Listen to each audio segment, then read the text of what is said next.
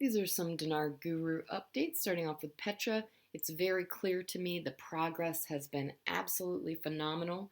If you were to put on a chart the amount of conversation that has gone from the CBI the last 2 weeks has been off the charts.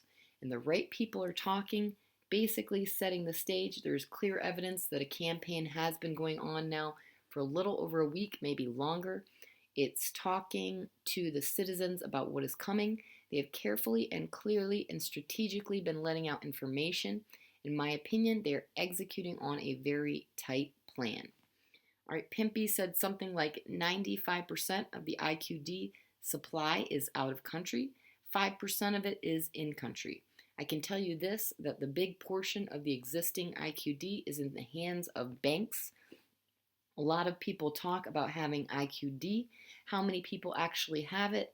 The average speculator has 250,000 IQD, so if they remove 70% of the money supply, plus all the ones that have been damaged just through wear and tear, the ones that were taken by ISIS, ones damaged during the flood, that means the actual amount of IQD out there is very low.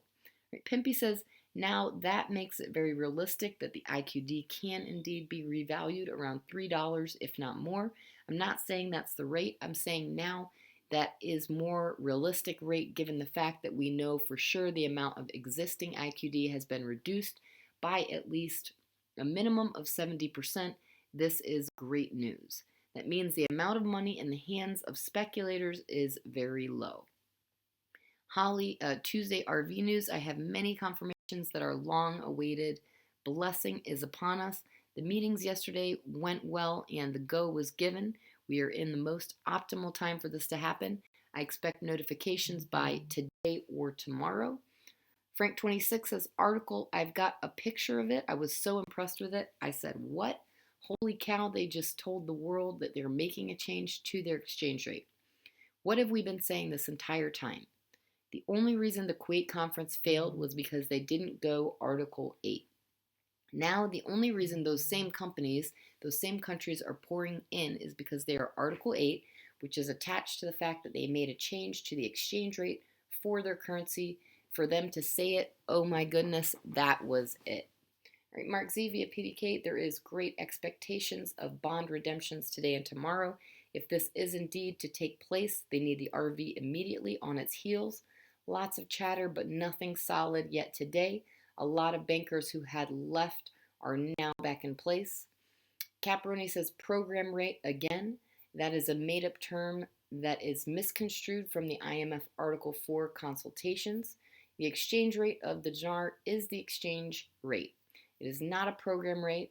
Mountain Goat thinks Iraq cannot float the currency from a program rate. If and when the dinar floats, it will float from the rate it is at that time. All right, Mark Z says via PDK, I was hoping to have something more solid tonight. I'm not hearing anything negative. I am hoping to have updates tomorrow. Most of my group leader contacts are looking for Wednesday night into Thursday night at this point. The news really is good, and Paymaster and group leaders are being leaned on to not give details. Fleming Tuesday RV report, our military intel contacts said things are moving fast and that as of 1:57 p.m. Eastern Time today, Tuesday, June, DoD gave a release for lockdown of rates and procedures for the shotgun start and Tier 4B notifications.